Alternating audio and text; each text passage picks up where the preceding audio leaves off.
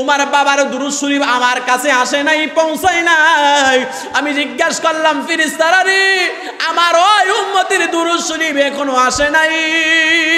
ফেরেশতারা ডাক দিয়া বলেন, ইয়া রাসূলুল্লাহ, ইয়া হাবিবাল্লাহ, আপনার ওই উম্মত মদিনা মক্কা জিয়ারত করার জন্য, হজ করার জন্য রওনা করতেছিলেন, জঙ্গলের ভিতরে তার করুণ মৃত্যু হয়ে গেছে। তার চেহারাটা এমন ভাবে শুকরের চেহারা হয়ে গেছে। আমার নবী ডাক দিয়া বলে, যুবকরে, তোমার বাবা আমি নবীর উপরে দুরূদ শরীফ পড়তো, আজকে তোমার বাবার দুরূদ শরীফের আওয়াজ আমার কাছে পৌঁছায় নাই। এই জন্য কঠিন মুসিবতের দিনে, এই জন্য দুর্দিনের দিনে মানুষের চেহারা শুকরের চেহারা হয়ে গেল। তোমার বাবার পাশে দাঁড়ানোর জন্য আমি রহমাতুল লিল আলামিন নবী মদিনা থেকে চলে আসলাম। হযরতে শিবলি রহমাতুল্লাহি আলাইহি বলেন, যুবক, এইখানে কাবা শরীফে মানুষ আইসা দুরূদ শরীফ পড়ে না, অর্থাৎ সকলে লাব্বাইক আল্লাহুম্মা লাব্বাইক বইলা তাসবিহ করে। যুবক, তুমি এই কানে কাবা শরীফে তুমি দুরূদ শরীফ পড়ো, যে সেটা বুঝলাম না।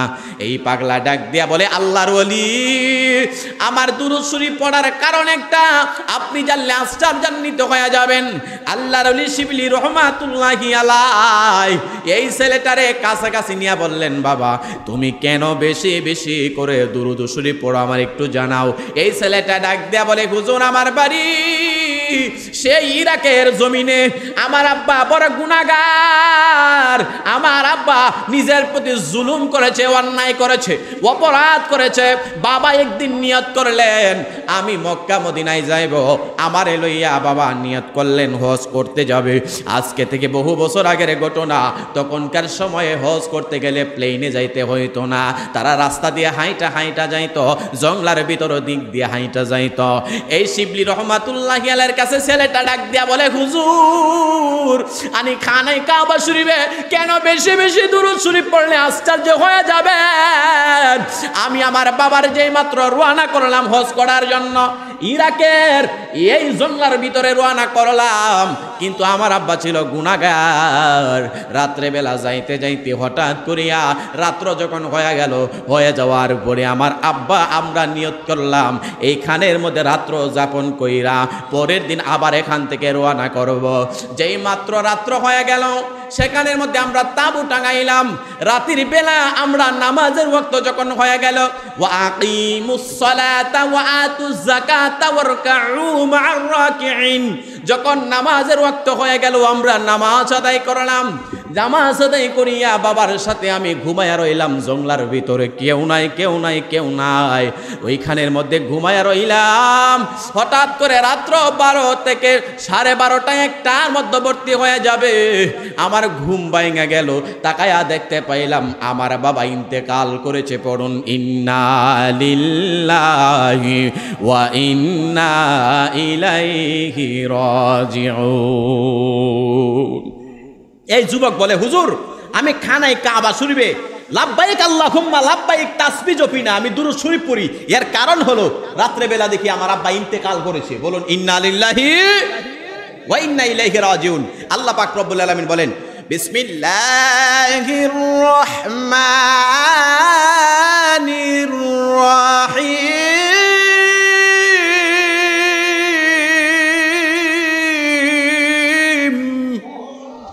কুল্লু নাফসিন যায়িকাতুল মাউত। আল্লাহু আকবার। যাদের প্রাণ আছে মৃত্যুর পেয়ালা গ্রহণ করতে হবে। এই যুবকটা ডাক দিয়া বলে, আমার বাবা ইন্তেকাল যখন করলেন, আমি বাবার ইন্তেকালে আশ্চর্য হই নাই। বাবার চেহারাটা, মুখটা খইলা দেখি আমার আব্বার চেহারাটা শুকরের চেহারার মতো হয়ে গেছে। জোরে কন্যা নাউযুবিল্লাহ। আমার বাবা ইন্তেকাল করেছে, তাতে আমি দুঃখ পাই নাই। বাবার চেহারাটা শুকরের চেহারার মতো হয়ে গেছে। আমি আশ্চর্য হয়ে গেলাম, বাবার চেহারা সন্তানের সামনে যদি শুকরের মতো হয়ে যায়, পশুর মতো হয়ে যায়, এর চাইতে বড় দুঃখের বিষয় আর হইতে পারে না। ছেলেটা অজরে কান্না করতে লাগলেন। এবার হঠাৎ করিয়া কান্না করতে করতে চিন্তা করলেন, হায় রে হায়, বাবার চেহারা যদি শুকরের চেহারা হয়ে যায়, আমি কারে মুখ দেখাবো, আমি কার সামনে যাইয়া বাবার পরিচয় দিব? এটা অবস্থা খারাপ হয়ে যায়। কিতাবওয়ালারা লিখেন, যারা নেককার হবে তারা মৃত্যুর পরে চেহারাটা সুন্দর হয়ে যায়, আর যারা বদকার হবে, যারা গুনাহগার হবে, তাদের চেহারাটা ভিন্ন আকৃতি ধারণ করে। এই ছেলেটা কম্পমন সৃষ্টি হয়ে গেল, আমার বাবার চেহারা শুকরের চেহারা হয়ে গেল। এই ছেলেটা কান্না করতে করতে রাতের বেলা তার চোখের মধ্যে নিদ্রা চলে আসলো। জঙ্গলার ভিতরে কই যাব বাবারে লইয়া? কে দাফন করবে? কে বাবারে কাফন দাফন করাইয়া জানাজার নামাজ পড়াইয়া মাটির নিচে দিবে? আল্লাহ বলেছেন, মিনহা খালাকনাকুম ওয়া ফিহা নুঈদুকুম ওয়া মিনহা নুখরিজুকুম তারাতান উখরা। আল্লাহু আকবার। মাটি দিয়ে আল্লাহ আমারে আপনারে বানাইছে, মাটি দিয়া আল্লাহ আপনি আমার বানাইছে। মিনহা খালাকনাকুম ওয়া ফিহা নুঈদুকুম ওয়া মিনহা নুখরিজুকুম তারাতান উখরা। মাটি দিয়া আল্লাহ আপনি আমার বানাইছে, মাটিতে শুইতে হবে, আবার মাটি থেকে আপনাকে আমার আল্লাহ উঠাইবেন। এ বন্ধুরি আমার, যুবকটা চোখের পানি জোর জোর করে ছেড়ে দিলেন, আর কান্না করতে রাতের বেলা ঘুমায় গেছে বাপের লাশের পাশে। জঙ্গলার ভিতরে কেউ নাই, কেউ নাই। কে জানে স্বপ্নে যুগে ডাক দেয়া বলে, যুবক উঠা যা, উঠা যা, তোমার বাবার মুখের কাপড়টা একটু সরাইয়া দে। এই যুবকটা ডাক দেয়া বলে, শিবলিরি, আমি দুরূদ শরীফ বেশি কেন পড়ি জানেননি?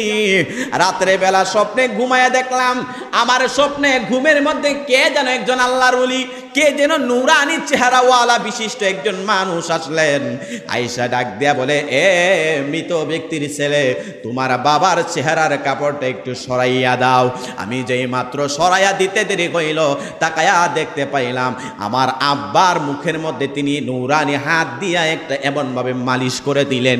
মালিশ করে দিতে দেরি হইল, আমার আব্বার চেহারাটা নূরে নুরান্বিত হইতে দেরি হয় না। বাবার চেহারাটা মৃত্যুর পরে শুকরের চেহারা হয়ে গেছে। ঘুমের ঘরে কে জানে আয়েশা শরীরের মধ্যে মুখের মধ্যে হাতরা রাখতে দেরি হইল, শুকরের চেহারা পরিবর্তন হইয়া নূরের চেহারা হইতে দেরি হয় না। আমি আশ্চর্য হয়ে গেলাম, কি ব্যাপার? বাবার চেহারাটা শুকরের চেহারা, কেউ বাবার খবর জানে না। জঙ্গলার ভিতরে আমার বাবার চোখের সামনে কে যেন মালিশ করলো, নূরের চেহারা হয়ে গেল। তিনি যেই মাত্র যাইতেছেন, আমি আমার স্বপ্নে যুগে ডাক দিয়া বললাম, কে গো, কে গো, আপনি একটু দাঁড়ান। উনার জবানে ডাক দিয়া বলে, বাবারে তুমি আমারে চিনলা না? আমি কইলাম ওই দু জাহানের বাদশা নবী, আমি কইলাম দুঃখের নবী, আমি কইলাম রহমাতুল লিল আলামিন নবী। তোমার বাবার খবর দুনিয়ার কারো কাছে নাই, তোমার বাবার খবর দুনিয়ার কারো কাছে নাই। তোমার বাবা এই জঙ্গলার ভিতরে শুকরের চেহারা হয়ে গেছে মৃত্যুর পরে। তোমার বাবা প্রতিদিন দিনের বেলা রাতের বেলা কমপক্ষে হইল আমি দয়াল নবী রহমাতুল লিল আলামিন উপরে 100 বার দুরূদ শরীফ পাঠ করত। আজকে যখন ফেরেশতাকুল আমার কাছে দুরূদ শরীফের, তোমার বাবার দুরূদ শরীফ আমার কাছে আসে নাই, পৌঁছায় নাই। আমি জিজ্ঞাসা করলাম, ফেরেশতারা রে, আমার ওই উম্মতের দুরূদ শরীফ এখনো আসে নাই। ফেরেশতারা ডাক দিয়া বলেন, ইয়া রাসূলুল্লাহ, ইয়া হাবিবাল্লাহ, আপনার ওই উম্মত মদিনা মক্কা জিয়ারত করার জন্য, হজ করার জন্য রওনা করতেছিলেন। জঙ্গলার ভিতরে তার করুণ মৃত্যু হয়ে গেছে, তার চেহারাটা এমন ভাবে শুকরের চেহারা হয়ে গেছে। আমার নবী ডাক দিয়া বলে, যুবকরে, তোমার বাবা আমি নবীর উপরে দুরূদ শরীফ পড়তো, আজকে তোমার বাবার দুরূদ শরীফের আওয়াজ আমার কাছে পৌঁছাই নাই। এই জন্য কঠিন মুসিবতের দিনে, এই জন্য দুর্দিনের দিনে মানুষের চেহারা শুকরের চেহারা হয়ে গেল। তোমার বাবার পাশে দাঁড়ানোর জন্য আমি রহমাতুল লিল আলামিন নবী মদিনা থেকে চলে আসলাম। জোরে কন্না সুবহানাল্লাহ। সালাতু সালাম গয়া মারে, দুরূদ সালাম গয়া মারে, কয় নবী মুস্তাফা, তোমরা যদি যাও গো মদিনা, তোমরা যদি যাও গো সালাতু সালাম গয়া আমার দরুদ সালাম গয়া আমার কয়ো নবী মুস্তাফা তোমরা যদি যাও গো মদিনা শরীফের মাঝে আরে নূরের নবীর উম্মত আছে মদিনা শরীফের মাঝে নূরের নবীর মিম্বর আছে ওই মদিনায় যাইতে আমার ওই মদিনায় যাইতে আমার প্রাণ কান্দে সদাই ভেতর তোমরা যদি যাও গো মদিনা বলো না সালাতু সালাম গো আমার দরুদ সালাম গো আমার মারহাবা তোমরা যদি যাও গো মদিনা। এই যুবকটা ডাক দিয়া বলেন শিবলি গো আমি তাকায়া দেখতে পাইলাম আমার এই পরিচয় দিয়া বলতেছেন কঠিন মুসিবতের দিনে তোমার বাবার পাশে আমি রহমাতুল লিল আলামিন নবী দাঁড়ায়া গেছি সুবহানাল্লাহ বলেন না। এই যুবকটা চিৎকার মাইরা বলে ইয়া রাসূলুল্লাহ ইয়া হাবিবাল্লাহ আপনার উপরে প্রতিদিন রাত্রে বেলা আমার আব্বা 100 মতান্তরে 200 বার দুরূদ শরীফ পইরা পইরা ঘুমাইতো এটা দুনিয়ার কেহ জানে না আপনি নবীর উম্মতকে আপনি কঠিন মুসিবতের সময় আপনি আয়েশা দিদারে দিয়েছেন তার বিপদের পাশে দাঁড়াইলেন ইয়া রাসূলুল্লাহ আমার আব্বার জানাজার নামাজ কে পড়বে জঙ্গলার ভিতরে কোনো মানুষ হতো নাই আজকে দুরূদ শরীফের ফজিলত সম্পর্কে খুতবার মধ্যে আলোচনা এসেছে বন্ধুরে আমার আল্লাহ কোরআনে ডাক দিয়া বলতেছেন ইন্নাল্লাহা ওয়া মালাইকাতাহু ইন্নাল্লাহা ওয়া মালাইকাতাহু নিশ্চয় আমি আল্লাহ আমার ফেরেশতাগণকে লইয়া আমি আমার বন্ধুর উপরে দরুদ শরীফ পড়ি আল্লাহর জিগাইলাম আল্লাহ ও আল্লাহ আপনি খানা খান না আপনার ঘুম নাই আপনার তন্দ্রা নাই আপনার নিদ্রা নাই আপনার কোনো শরীক নাই আল্লাহ ডাক দেয়া বলে কোরআনে আমি জানাই দিয়েছি কুল হুয়াল্লাহু আহাদ আল্লাহুস সামাদ লাম ইয়ালিদ ওয়া লাম ইউলাদ ওয়া লাম ইয়াকুল লাহু কুফুয়ান আহাদ জোরে বলুন আল্লাহু আকবার আল্লাহর তন্দ্রা নাই নিদ্রা নাই আল্লাহর কোনো শরীক নাই আল্লাহর কোনো কিছুই নাই নাই আল্লাহ এক অদ্বিতীয় তিনার কোনো ইলাহা নাই আল্লাহর কোরআনে জিগাইলাম আল্লাহ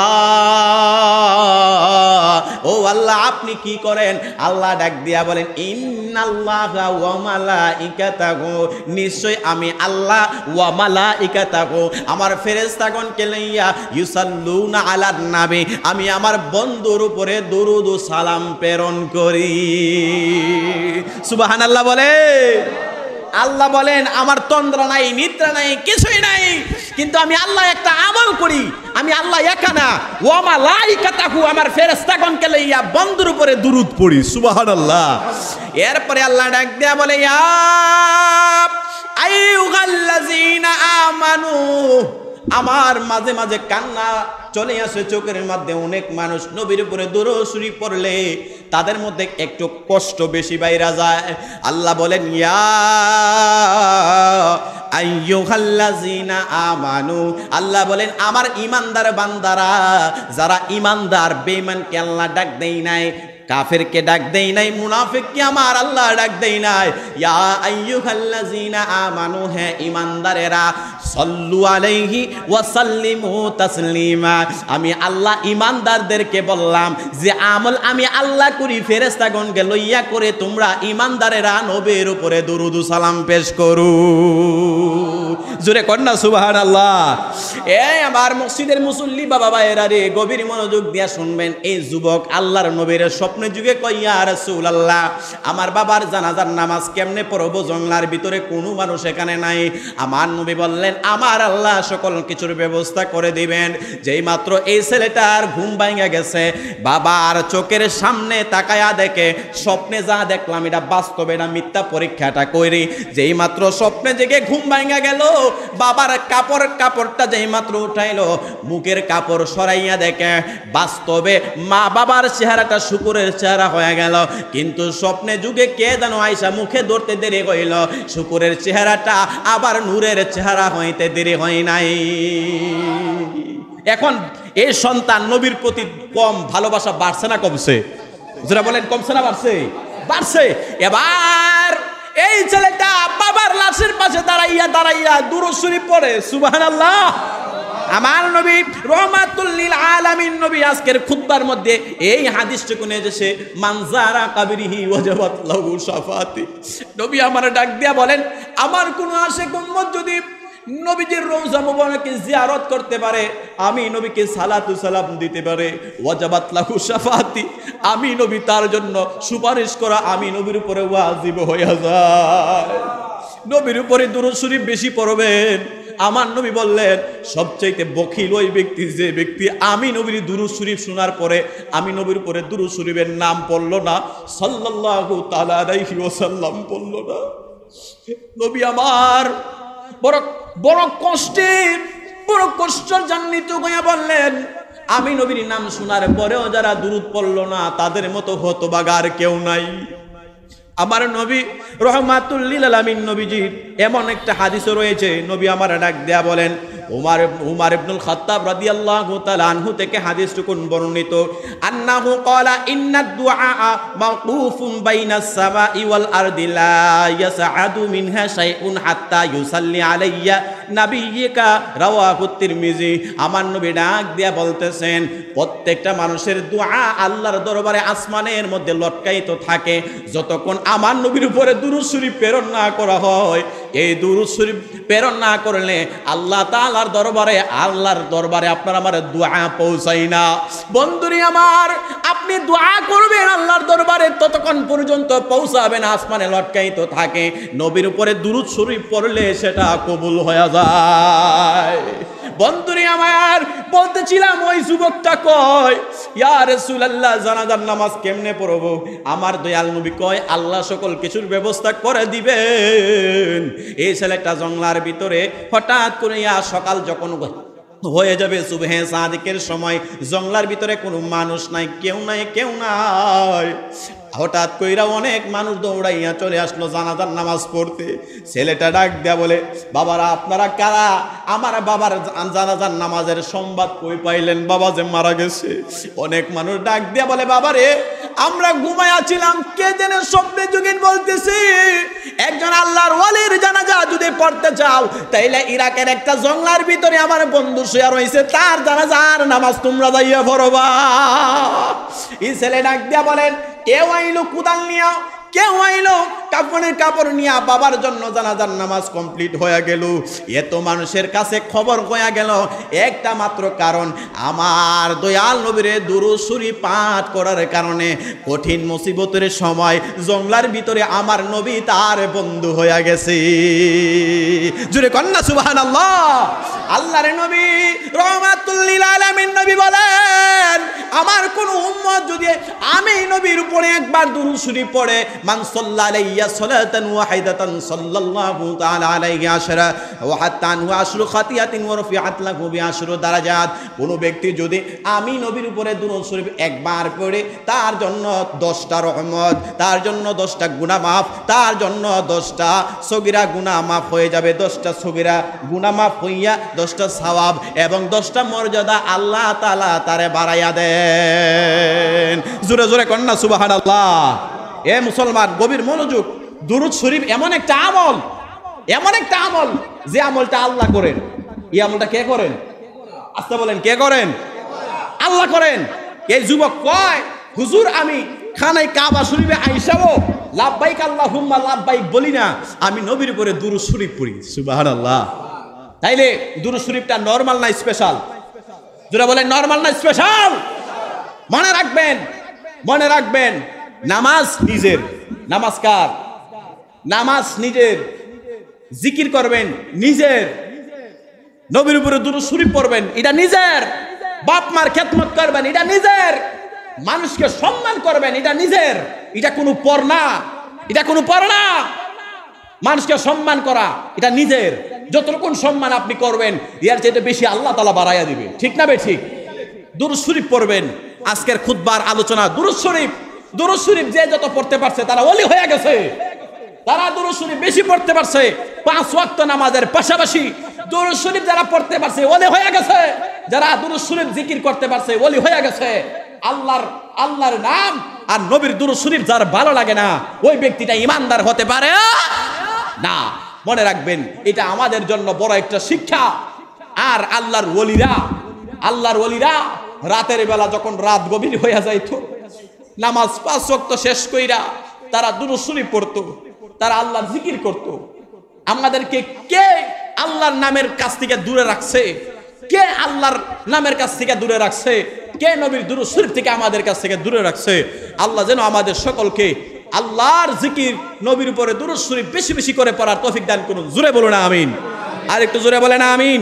সেগুলো একটু দুরূদ শরীফ পড়ি। আল্লাহুম্মা সাল্লি আলা সাইয়্যিদিনা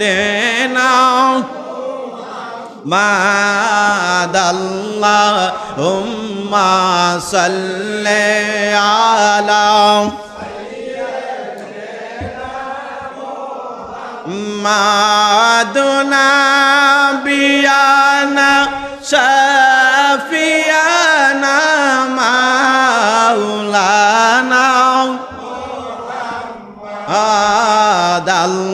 আল্লাহুম্মা সাল্লি আলা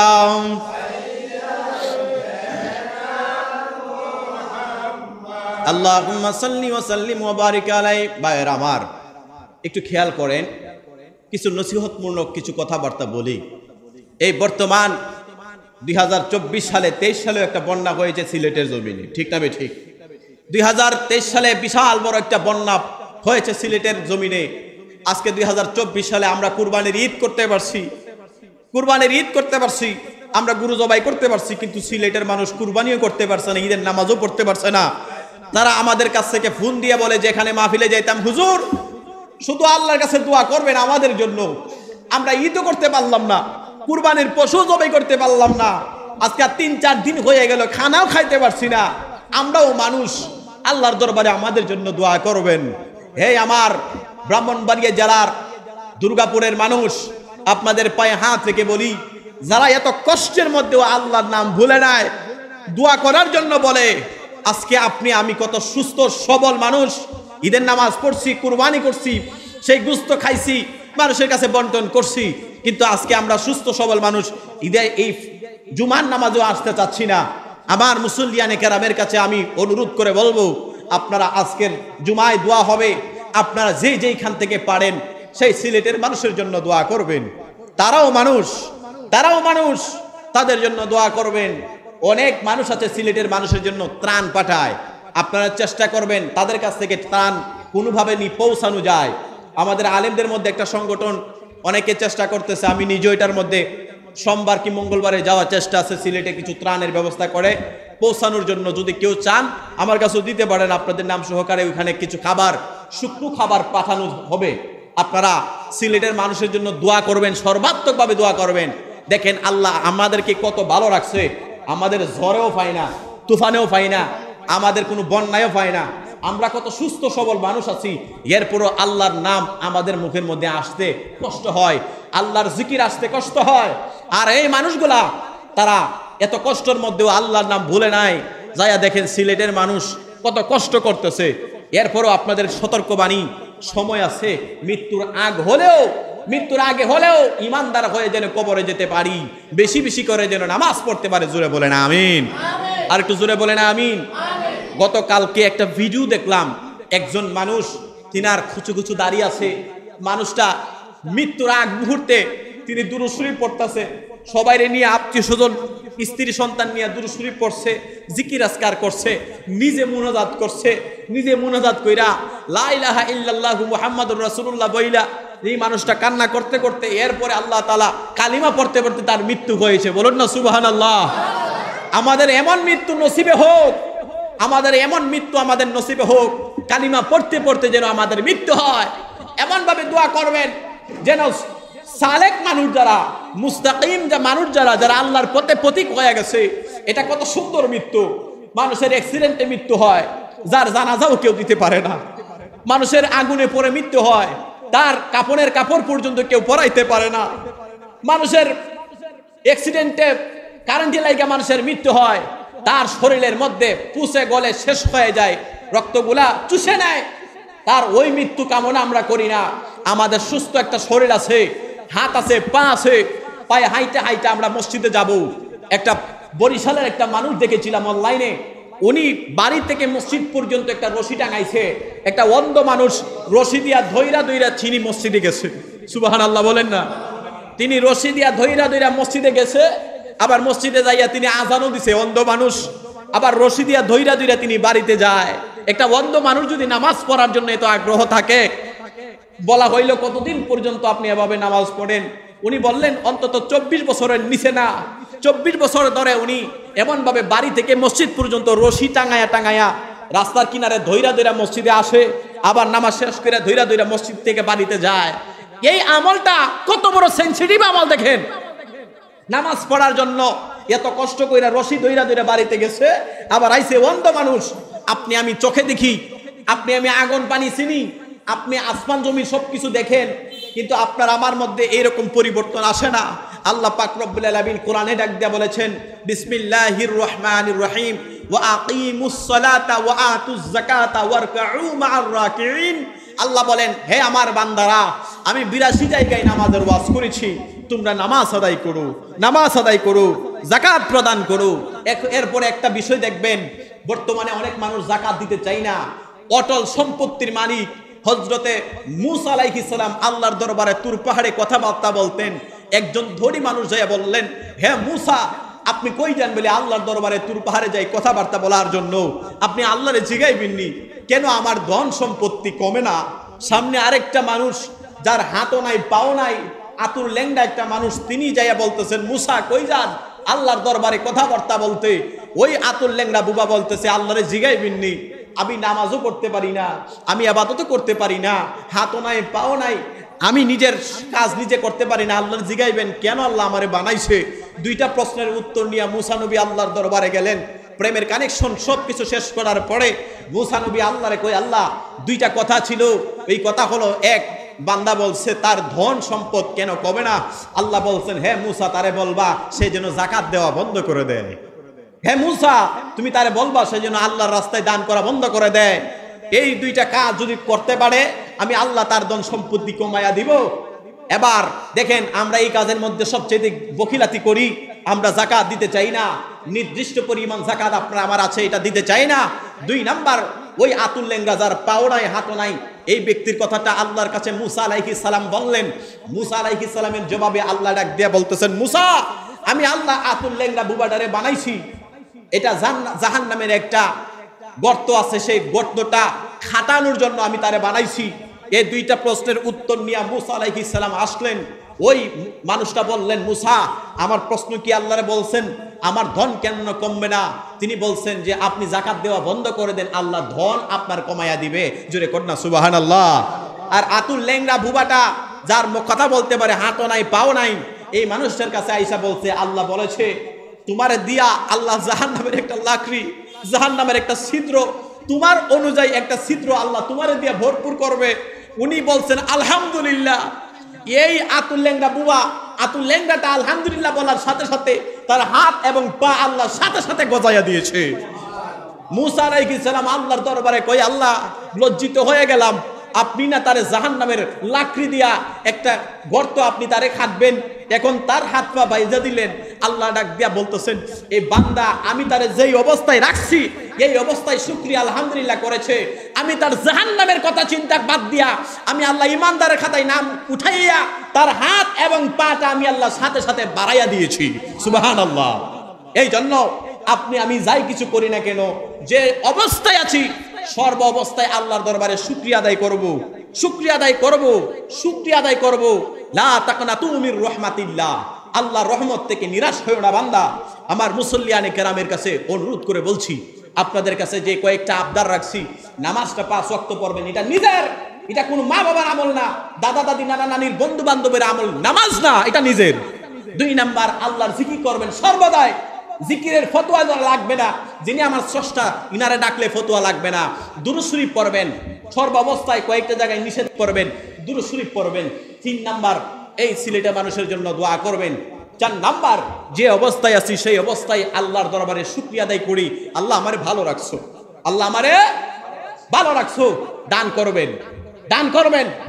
আপনি আপনার বাপ মার সম্পত্তি বুক করে খাইতেছেন, পারেন না আল্লাহ রাস্তায় কিছু দান করতেন। আপনাদের এই এলাকার মানুষ যথেষ্ট দানবীর, আলহামদুলিল্লাহ। আমি ঈদের নামাজ পড়াইছি, অনেক মানুষ কুরবানি করেছেন, দেখেছি, আলহামদুলিল্লাহ। আপনাদের ধন মন এক একজনের বাড়ি রাজপ্রসাদের মতো, কিন্তু এই অঞ্চলের মতো এত সুন্দর বাড়ি অন্য অঞ্চলে পাই না। কিন্তু আপনারা দানের হাতটা একটু বাড়াবেন, দানের হাতটা বাড়াবেন। আল্লাহ বলছেন লান তানালুল বিররা হাত্তা তুনফিকু মিম্মা তুহিব্বুন। বান্দার দানকে আমি আল্লাহ পছন্দ করি। আর যারা দান করে, সদকা করে, আল্লাহ তার মৃত্যুর অ্যাক্সিডেন্ট বিপদ থেকে আল্লাহ হেফাজত করে। জোরে বলেন সুবহানাল্লাহ। যারা দান করে, আল্লাহর রাস্তায় দান করে, তাদের দানের উসিলায় আপনি 100 টাকা দান করলেন, কত টাকা? কথা বলেন, কত টাকা? 100 টাকা আল্লাহর রাস্তায় দান করলেন। এই 100 টাকা দানের উসিলায় আল্লাহ আপনার একটা অ্যাক্সিডেন্ট থেকে বাঁচাইতে পারেন। সুবহানাল্লাহ। আপনি আমি জানের সদকা, যেমন রোজা রাখি আমরা, দেহের একটা সদকা আছে না? কথা বলেন, আছে না? এই রোজাটা হচ্ছে দেহের, এটা দেহের। আর নিজের জীবনের সদকা হচ্ছে দান। নিজের পরিবার পরিজন, ছেলে মেয়ে অসুখে ছাড়ে না এমন ব্যক্তিরা যায় দেখেন, তাদের জীবনে দান করছেই না, দান করছেই না। যাদের যাকাত দেওয়া তৌফিক আছে, আল্লাহ বলছেন ওয়া আকিমুস সালাহ, নামাজ কায়েম করো, ওয়া আতুজ যাকাত, নামাজের পাশাপাশি যাকাতের কথা বলছে। আজকে অধিকাংশ মানুষ আমরা যাকাত, নিজের যাকাত নিজে খায়, আছে না? আপনার বাড়ি থেকে রহমত দূর হবে না, কার বাড়ি থেকে দূর হবে? পর্যাপ্ত পরিমাণ দান করবেন, দান নিজের বাবা মার জন্য দোয়া করাবেন, এবং বিশেষ করে সর্বোপরি নিজের চিন্তা করবেন, একদিন না একদিন আপনার আমার অন্ধকার কবরে যেতে হবে। কথা বলেন, ঠিক না বেঠিক? আল্লাহ আমাদের সকলকে মৃত্যুর সেই ব্যবস্থা, সেই আমল যেন আমরা করে যেতে পারি। আমাদের একটা জায়গা যেতে হবে, আমরা যেহেতু মুসলমান, আমরা বিশ্বাস করি কবরে যাব। আল্লাহ আমাদের সকলকে সেই কবরের মান সামান জোগাড় করার তৌফিক দান করুন। সকলে জোরে বলেন আমিন। আর একটু জোরে বলেন আমিন।